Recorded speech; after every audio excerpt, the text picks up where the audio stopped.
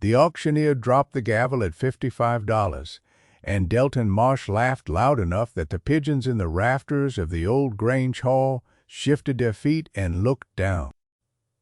It was the 6th of November, 1986, and the Handley estate had been broken into lots, the way all lives eventually are, by strangers with clipboards and small. The signal box sat on the concrete floor at the front of the room, and it looked like something the railroad had forgotten on purpose, rusted through in 3 places along the bottom. A door that hung on one hinge like a bad tooth. Paint that had once been Pennsylvania Keystone Red now flaked down to the primer, and the primer flaked down to the iron, and the iron itself was pitted and bubbled with the slow chewing of 40 winters. The glass on the small viewing pane was cracked in a spiderweb pattern, and the interior, from what the crowd could see through that broken glass, was a tangle of wire and burnt bakelite and what looked to be a family of mud dauberness. Ellis Grohl had bought it. Ellis Grohl, 71 years old that autumn, lean as a fence rail, stooped a little at the shoulders from a lifetime bent over other people's broken things. He wore a work cap, so faded the John Deere leaping stag on the front looked like a smudge, a chambray shirt buttoned to the throat against the November draft, and a canvas jacket the color of wet straw. His hands, when he raised the paddle, showed themselves. They were the hands of a man who had spent 50 years inside the guts of locks and levers and small mechanisms. The knuckles were swollen, the nails were short and clean. There was a white scar across the back of the right hand that ran from the base of the thumb to the wrist, and it was the kind of scar a spring-loaded paw leaves when it lets go before you want it to. Delton Marsh was 49 and looked like a man who had never bent to pick up anything he had not first calculated to resale on. He was heavy through the shoulders and the belly, clean-shaven, ruddy in the cheeks the way a man gets from either wind or whiskey. And he wore a Kelly green sport coat over a mustard-yellow shirt with a gold chain visible at the open collar. His truck outside was 2 years old, a maroon Chevrolet with dealer plates still bolted on because he owned the dealership. He ran Marsh Motors on the state road east of town, and he ran it loud, with painted plywood signs and a rotating searchlight on weekends. And if you had ever bought a car from him, you had learned 2 things. Ellis had not tried to bid against him on any of the good lots. He had let Delton walk away with the mahogany sideboard and the case of pocket watches and the set of Winchester rifles that everyone had come for. He had waded through 3 hours of small furniture and chipped china and box lots of tools, until the signal box came up. And when the auctioneer had opened the bidding at $10 and got no takers, Ellis had raised his paddle to 25, and Delton, who had been on his way out the side door with his winnings, had turned around just to see who was foolish enough to want the rusted railroad relic that had been leaning against the Grange wall all morning. Delton bid 50.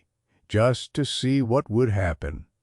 Ellis bid 55, without looking at him, and Delton, who understood price tags the way some men understand Scripture, decided the joke was worth more than the box, and he waved his hand and let it go. "All yours, old-timer," he said, and the laugh that came out of him bounced off the tin roof. "You just paid 55 American dollars for a hunk of scrap that ain't worth 10 at Krupinski's yard. Tell you what, you get it open, I'll buy you a steak dinner. You don't, you can eat the rust." A few men laughed with him, because Delton was the kind of man other men laughed with when he was looking and about when he was not. Ellis did not answer. He walked to the front, paid his $55 in 3 worn 20s, took his receipt, and asked the 2 Grange boys for a hand loading it into the bed of his 1971 Ford. The box. It took them 10 minutes and a length of 2 by 8 to slide it up. Delton watched from the parking lot with his hands in the pockets of his green coat, and he shook his head slowly the whole time, and he called out once more loud enough for the whole lot to hear that the tin coffin was going to be Ellis Kroll's tombstone. Ellis touched the brim of his cap and drove away. Now what the crowd at the Grange Hall had not seen, and what Delton Marsh had certainly not seen, was what Ellis had seen when he had walked past the signal box at 7 that morning during the preview. He had walked past it once and kept going, and then he had stopped and turned around and walked back and knelt down in front of it in his canvas jacket with his knees popping. And he had put his ear against the cold iron of the side panel, and what he had heard had not been the flat, empty note of a hollow tin case with wires in it. It had been a duller sound, a sound with a weight behind it, a sound that told him the interior of the signal box was not what the interior of a signal box should have been. And he had noticed one other thing. The lock on the door of that signal box, the lock that everyone had assumed was ruined along with the rest of it, was not a railroad lock at all. It was a Siegel Model 66, a heavy-duty commercial deadbolt of the kind that had been fitted to bank vestibules and small strong rooms in the 1932nd, and it had been retrofitted into the signal box door with a bracket that someone had welded on by hand. The welds were fine work, steady, tight, no spatter.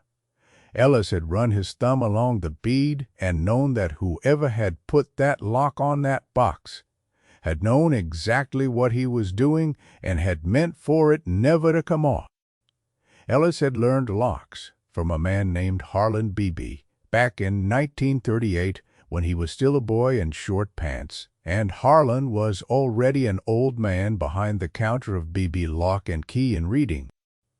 Harlan had told him a great many things across the 7 years of that apprenticeship, but the thing Ellis remembered most, the thing he had said aloud to himself in the truck on the drive home from the Grange, was this: "A lock is a promise a man makes to himself about what he loves." Find out what the lock is guarding, and you find out what the man loved. Every lock, Harlan had said, is a small confession. If you have ever known a person who could look at a broken thing and see the shape of what it once was, or the shape of what it still might be, you already understand what kind of man Ellis Kroll was, and you already understand. The signal box came home with him that afternoon and stopped in the gravel yard behind his shop on Willow Bend Road, and it sat there under a canvas tarp. For the first night, while Ellis ate his supper of cold ham and bread and thought about it. The town, of course, heard about the $55 before the sun came up the next morning. Delton Marsh had told the story at the counter of the Bluebell Diner that same evening, and he had told it in a voice that carried, and he had given the box its nickname, and by Friday every man in Bergen County knew that Ellis Kroll had bought the tin coffin. Some of them shook their heads. Some of them laughed. A few of the older ones, the ones who remembered Ellis fixing the vault at the First Farmers Bank in 1962 when the timer had failed and the tellers were locked out on payday, did not laugh. They just drank their coffee. On Saturday morning, an old friend of Ellis, a man named Rupert Chin, who had run the hardware store on Main until his son took it over, came by the shop with a paper bag containing 2 apple fritters. Rupert sat down on the wooden stool by the workbench and watched Ellis lay out his tools on a strip of clean burlap. Picks, feeler, gauges, a small brass mirror on a telescoping rod. A machinist's stethoscope with a diaphragm the size of a 50-cent piece. Rupert chewed his fritter and finally said what he had come to say, which was that Delton was telling everyone the box was empty and that Ellis had been swindled by a dead man. That was all. Rupert nodded, finished his fritter, brushed the sugar off his coat, and left. Ellis worked on the Segal for 6 evenings. He did not force it. He did not drill it. He did not take the torch to it, though the torch was hanging on the wall 3 feet from his elbow and would have opened the door in 90 seconds. Harlan Beebe had taught him that a torch on a lock is the confession of a man who does not know what he is doing. So Ellis worked the pins, one at a time, by feel and by ear, listening through the stethoscope for the small click of each driver falling into its shear line, and he did it while the radio played the farm report and the sun set behind the sycamores out back. On the 3rd evening, a young man named Curtis Ammon, 17 years old, quiet, the son of a widow who lived out on the county line, came by to sweep the shop the way he did every Tuesday and Thursday for $2 an hour. Curtis watched from the doorway with the broom in his hand and did not speak. Ellis, without looking up, said, "You listen to it, son. You don't tell it what to do. You ask it what it wants." Curtis nodded and swept, while the lock was giving up its secrets 1 pin at a time. The story of the signal box, the real story, the story that no one in the Grange Hall had known, was sitting in the memory of the county like a coin dropped between the boards of a porch. It went like this. The box had belonged, originally, to a man named Alden Handley, who had died in 1974, at the age of 63 of a heart attack in his own hayfield. Alden Handley had spent 31 years as a signal maintainer for the Reading Company on the branch line that ran from Birdsboro up to Pottsville, and he had been, by every account of the men who worked with him, the most careful and honest railroad man in that end of Pennsylvania. He had a wife named Marguerite and one daughter named Adele, and he had a small farm on the Ole Turnpike, and he had, in 1968, been accused by his own employer of stealing $42,000. The accusation had been that Alden Handley, being the man with the keys to the signal shed where the payroll had been temporarily stored during a track washout, had opened the safe, removed the cash, and hidden it. There had been an internal investigation. There had been a criminal complaint. There had been 6 months of newspaper stories in which Alden Handley had said, over and over in the same quiet voice, that he had not taken the money and that he did not know where it was. The charges had eventually been dropped for lack of physical evidence, but the railroad had fired him, and the town had believed the railroad, and Alden Handley had lived the last 6 years of his life as a man everyone assumed.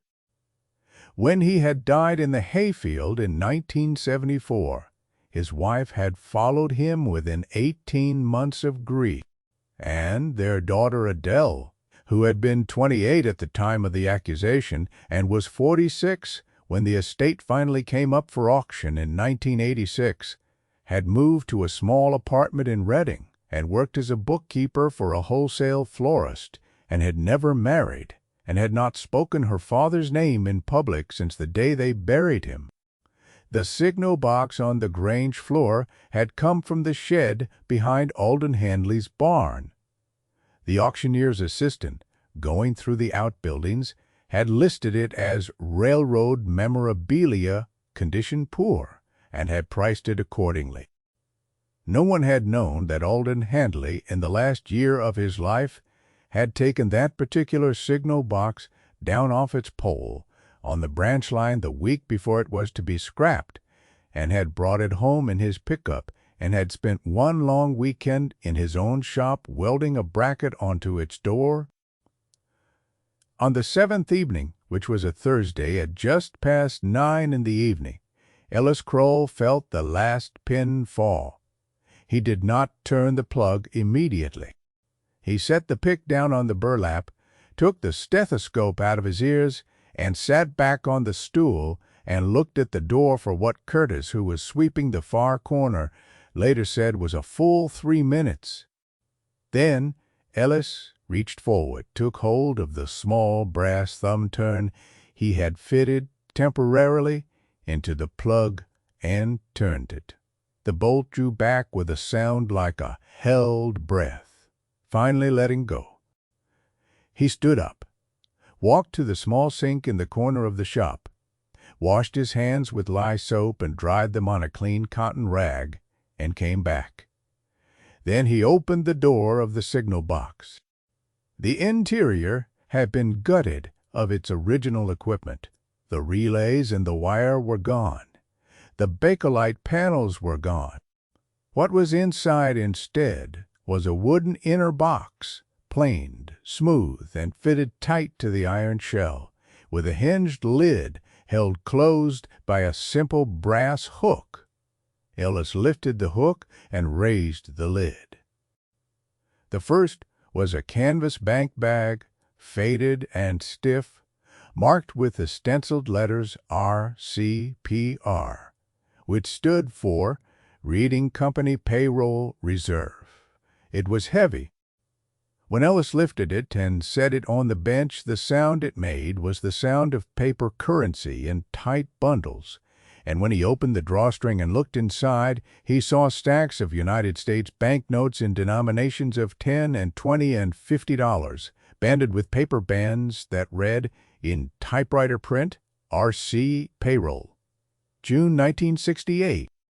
The second was a manila envelope sealed with red wax, and inside the envelope was a single sheaf of pages that turned out to be a signed and notarized statement from a man named Herschel Van, dated the 9th of March, 1974, admitting in careful legal language that he, Herschel Van, then assistant paymaster of the Reading Company Pottsville Division, had removed the $42,000 from the payroll safe on the night of the 14th of May, 1968, and had planted a set of duplicate keys in Alden Handley's shed the following morning, and had done so because he owed money to certain persons in Philadelphia, would take the fall and shorten the investigation.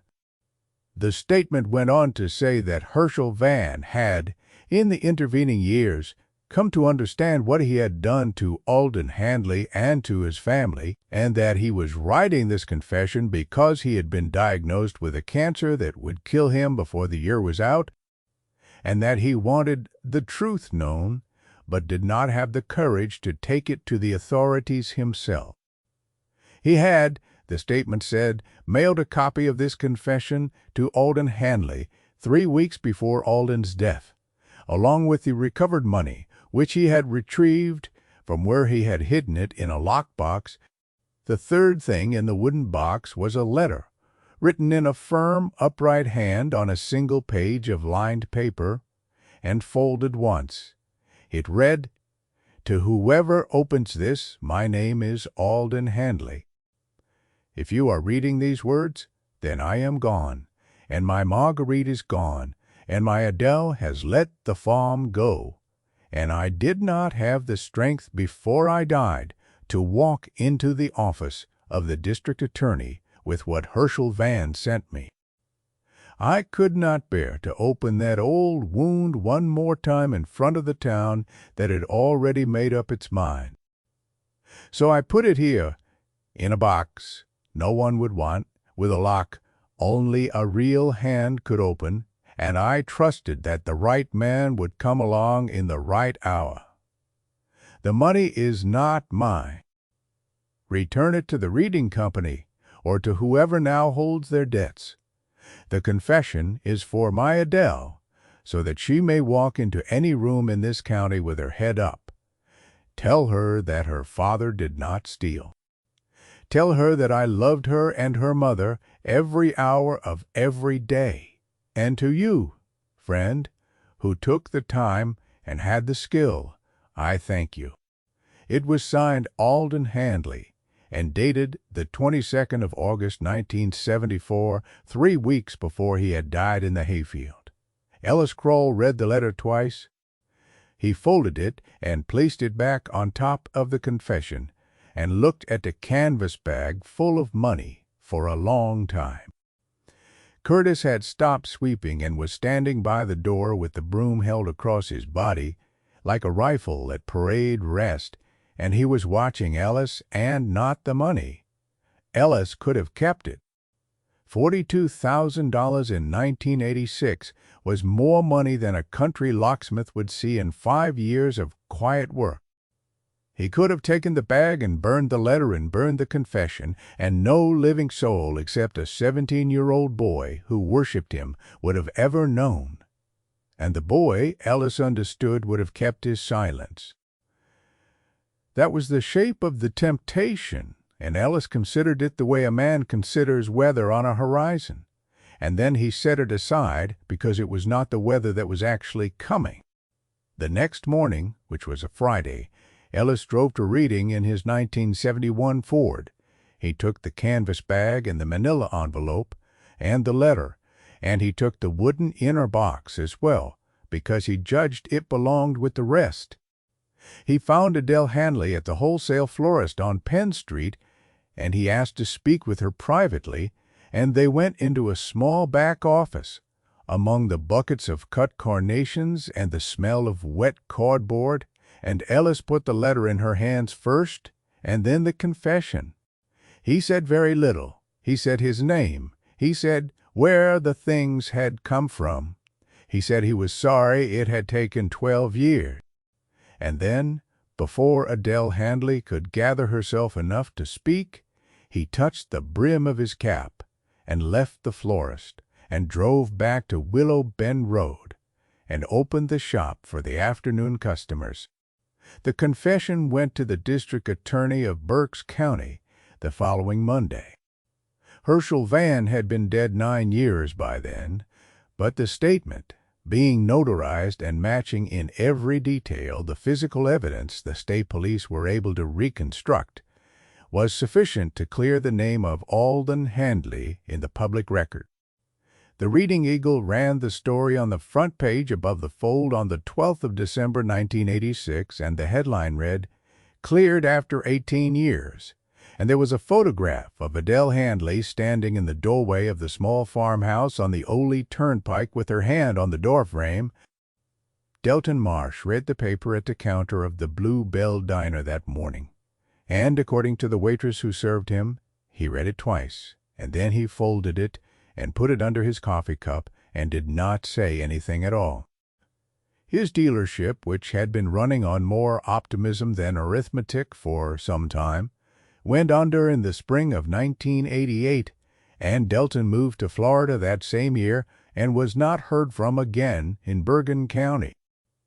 The signal box, cleaned and repainted in the correct Reading Company Keystone Red by a group of retired railroad men who worked on it as a labor of love, was placed on permanent display in the lobby of the Bergen County Historical Society.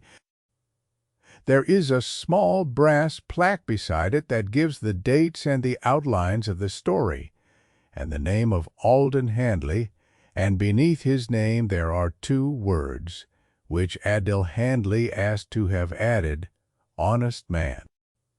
Ellis Kroll went to see it exactly once. He went on a Wednesday evening in October, after the Historical Society had closed for the day, and the caretaker, who was a cousin of Rupert Chen, let him in the side door and left him alone. Ellis stood 10 feet from the display case with his cap in his hands and looked at the box for perhaps 2 minutes. He did not touch the glass. He did not read the plaque, because he already knew what it said. Then he put his cap back on and walked out to his old Ford and drove home to Willow Bend Road.